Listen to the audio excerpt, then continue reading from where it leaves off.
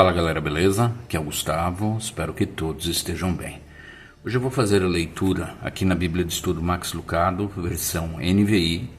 Eu vou ler o livro do profeta Jonas. Eu vou ler completo, tá? Não vou separar por capítulo, porque ele é um livro curto. Ele só tem 4 capítulos, é bem curtinho. Lógico que tem umas notas, tá? Que eu vou aproveitar para ler também, umas notas laterais, um quadro. E vou começar dando uma olhada na introdução. Então, a princípio,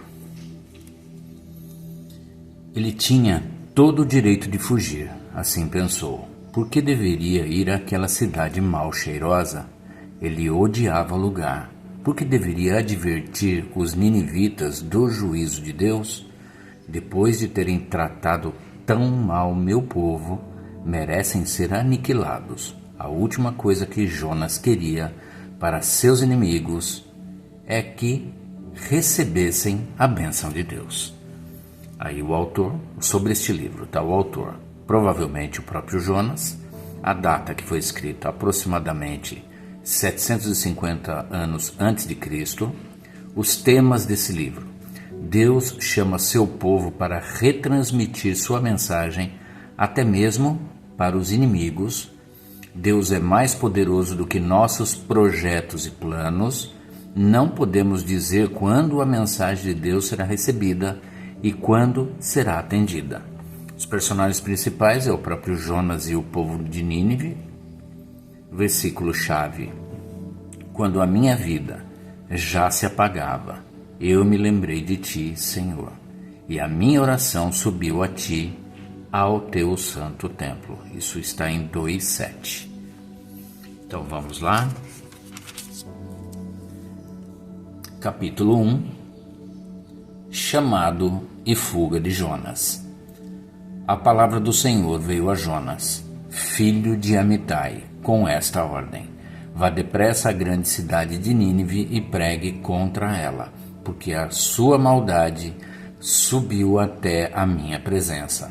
Mas Jonas fugiu da presença do Senhor, dirigindo-se para Tarsis. Desceu à cidade de Jope, onde encontrou um navio que se destinava àquele porto. Depois de pagar a passagem, embarcou para Tarsis para fugir do Senhor. O Senhor, porém, fez soprar um forte vento sobre o mar e caiu uma tempestade tão violenta que o barco ameaçava arrebentar-se. Todos os marinheiros ficaram com medo e cada um clamava ao seu próprio Deus, e atiraram as cargas ao mar para tornar o navio mais leve. Enquanto isso, Jonas, que tinha descido ao porão e se deitara, dormia profundamente. O capitão dirigiu-se a ele e disse: como você pode ficar aí dormindo? Levante-se e clame ao seu Deus. Talvez ele tenha piedade de nós e não morramos. Então os marinheiros combinaram entre si: vamos lançar sortes para descobrir quem é o responsável por esta desgraça que se abateu sobre nós. Lançaram sortes e a sorte caiu sobre Jonas. Por isso lhe perguntaram: diga-nos, quem é o responsável por esta calamidade? Qual é a sua profissão? De onde você vem? Qual é a sua terra? A que povo você pertence? Ele respondeu: eu sou hebreu, adorador do Senhor, o Deus dos céus, que fez o mar e a terra. Então os homens ficaram apavorados e perguntaram: o que foi que você fez? Pois sabiam que Jonas estava fugindo do Senhor, porque ele já lhes tinha dito. Visto que o mar estava cada vez mais agitado, eles lhe perguntaram: o que devemos fazer com você para que o mar se acalme? Respondeu ele: peguem-me e joguem-me ao mar, e ele se acalmará. Pois eu sei que é por minha causa que esta violenta tempestade caiu sobre vocês. Ao invés disso, os homens se esforçaram ao máximo para remar de volta à terra, mas não conseguiram, porque o mar tinha ficado ainda mais violento. Eles clamaram ao Senhor: Senhor, nós suplicamos, não nos deixes morrer por tirarmos a vida deste homem. Não caia sobre nós a culpa de matar um inocente, porque tu, ó Senhor, fizeste o que desejavas. Em seguida, pegaram Jonas e o lançaram ao mar enfurecido, e este se aquietou. Tomados de grande temor ao Senhor, os homens lhe ofereceram um sacrifício e se comprometeram por meio de votos. O Senhor fez com que um grande peixe engolisse Jonas, e ele ficou dentro do peixe 3 dias e 3 noites. A oração de Jonas. Dentro do peixe, Jonas orou ao Senhor, o seu Deus, e disse: Em meu desespero clamei ao Senhor, e ele me respondeu. Do ventre da morte gritei por socorro, e ouviste o meu clamor. Jogaste-me nas profundezas, no coração dos mares. Correntezas formavam um turbilhão ao meu redor. Todas as tuas ondas e vagas passaram sobre mim. Eu disse: fui expulso da tua presença. Contudo, olharei de novo para o teu santo templo. As águas agitadas me envolveram, o abismo me cercou, as algas marinhas se enrolaram em minha cabeça. Afundei até chegar aos fundamentos dos montes, à terra embaixo, cujas trancas me aprisionaram para sempre. Mas tu trouxeste a minha vida de volta da sepultura, ó Senhor meu Deus. Quando a minha vida já se apagava, eu me lembrei de ti, Senhor, e a minha oração subiu a ti, ao teu santo templo. Aqueles que acreditam em ídolos inúteis desprezam a misericórdia. Mas eu, com um cântico de gratidão, oferecerei sacrifício a ti. O que eu prometi, cumprirei totalmente. A salvação vem do Senhor. E o Senhor deu ordens ao peixe, e ele vomitou Jonas em terra firme. O arrependimento de Nínive. Capítulo 3. A palavra do Senhor veio a Jonas pela segunda vez com esta ordem: Vá à grande cidade de Nínive e pregue contra ela a mensagem que eu lhe darei. Jonas obedeceu à palavra do Senhor e foi para Nínive. Era uma cidade muito grande, sendo necessários 3 dias para percorrê-la. Jonas entrou na cidade e a percorreu durante 1 dia, proclamando: Daqui a 40 dias, Nínive será destruída. Os ninivitas creram em Deus, proclamaram um jejum e todos eles, do maior ao menor, vestiram-se de pano de saco. Quando as notícias chegaram ao rei de Nínive, ele se levantou ao trono, tirou o manto real, vestiu-se de pano de saco e sentou-se sobre cinzas. Então fez uma proclamação em Nínive, por decreto do rei e de seus nobres: Não é permitido a nenhum homem ou animal, bois ou ovelhas, provar coisa alguma. Não comam nem bebam. Cubram-se de pano de saco, homens e animais, e todos clamem a Deus com todas as suas forças. Deixem os maus caminhos e a violência. Talvez Deus se arrependa e abandone a sua ira, e não sejamos destruídos.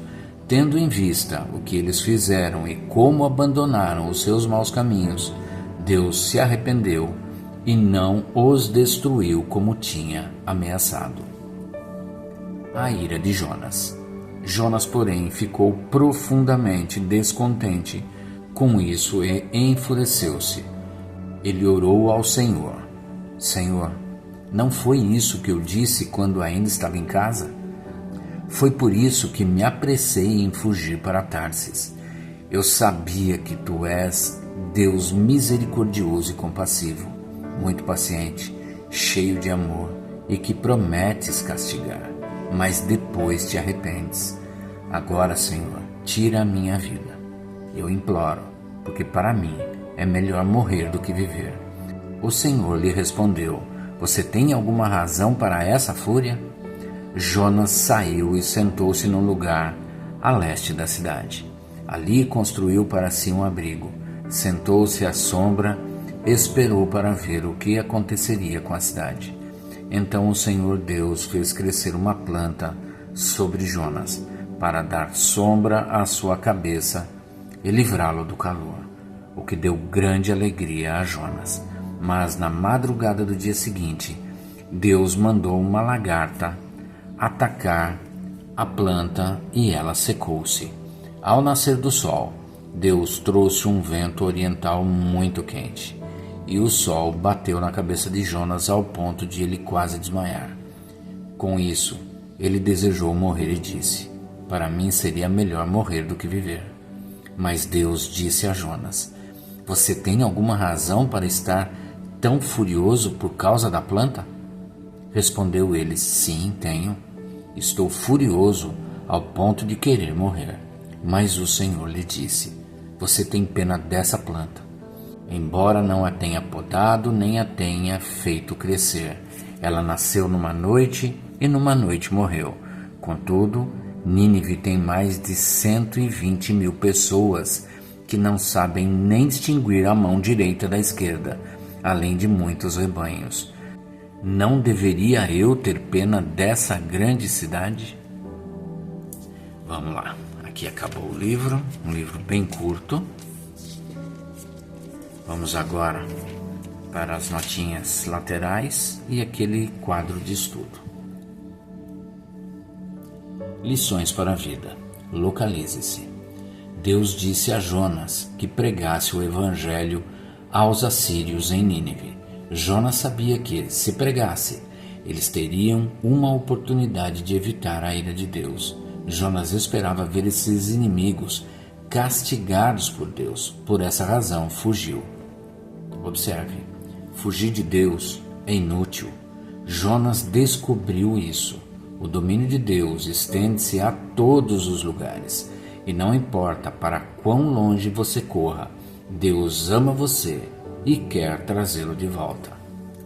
Medite. Quem nos separará do amor de Cristo? Em Romanos 8,35. Aí está. Essa é a pergunta. Aqui está o que queremos saber. Queremos saber até quando o amor de Deus durará.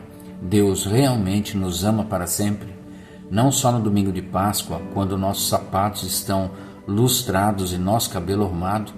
Quero saber, lá no íntimo, todos queremos saber, como Deus se sente em relação a mim quando sou um idiota. Não quando estou animado, confiante e pronto para lidar com a fome do mundo. Sobre essa hora não.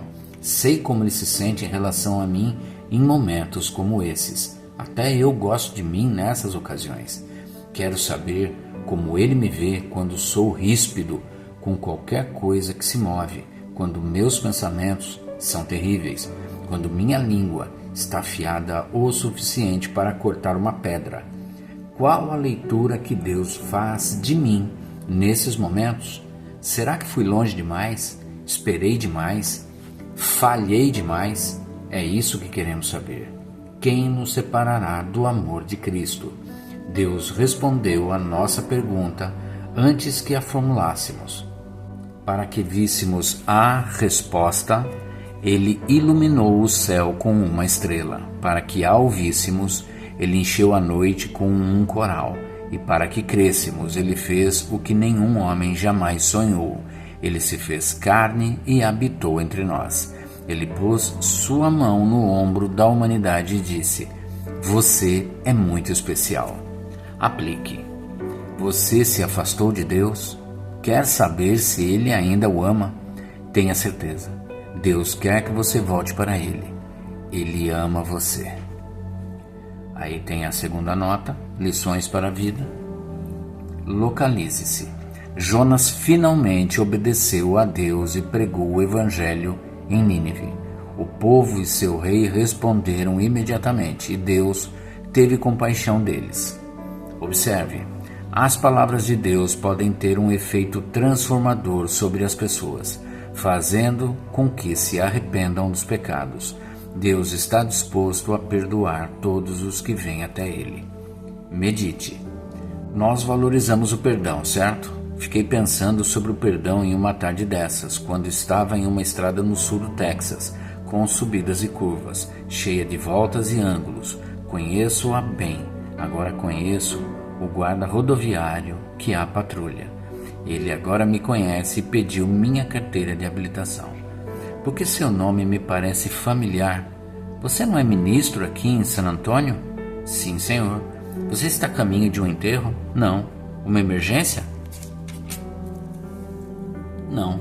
Você está indo rápido demais. Eu sei. Vou dizer o que farei. Vou lhe dar uma segunda chance. Suspirei. Obrigado. E agradeço também por me dar a ideia para um sermão sobre perdão. Deus coloca seus sinais de trânsito em todo lugar. No universo, nas escrituras, até mesmo em nosso coração. Ainda assim, persistimos em não prestar atenção em suas orientações. Mas Deus não nos dá o que merecemos. Ele encharcou seu mundo em graça. Um mundo que não tem fim, que não conhece limites. Aplique. A misericórdia de Deus é maravilhosa. Ele oferece segundas chances, perdões, graça. Se Deus disser para você falar a outras pessoas sobre as ações delas, tenha coragem. Você pode ficar surpreso com a quantidade de pessoas que aceitarão suas palavras e se arrependerão de seus atos. O quadro de estudo do personagem Jonas. Os céticos zombam dessa história há muito tempo. Impossível, protestam eles. Nenhum ser humano poderia sobreviver a tal experiência. Tenha em conta, entretanto, que Jesus considerou a experiência de Jonas com o peixe como algo que realmente aconteceu, em Mateus 12:40. Vamos recordar os fatos básicos. O profeta Jonas foi enviado por Deus para pregar uma mensagem de julgamento para os temíveis assírios em Nínive. Mas Jonas não queria saber de cumprir aquela ordem.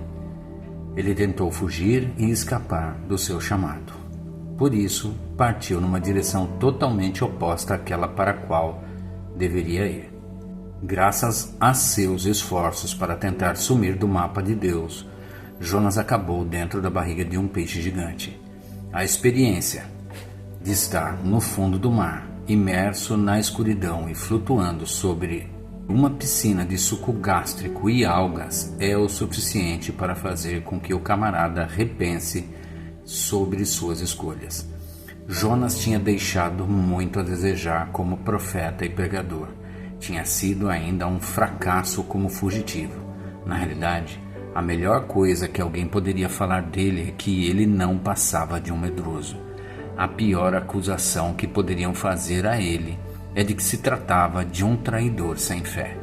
Então, Jonas fez a única coisa que qualquer um de nós pode fazer quando estamos em maus lençóis. Ele orou. Em vez de pedir por ajuda, o profeta encharcado ofereceu uma oração sincera de rendição. Quando a minha vida já se apagava, eu me lembrei de ti, Senhor, e a minha oração subiu a ti, ao teu santo templo. Aqueles que acreditam em ídolos inúteis desprezam a misericórdia, mas eu, com um cântico de gratidão, oferecerei sacrifício a ti. O que eu prometi, cumprirei totalmente. A salvação vem do Senhor. Jonas 2, de 7-9. O resultado? E o Senhor deu ordens ao peixe e ele vomitou Jonas em terra firme. 2:10.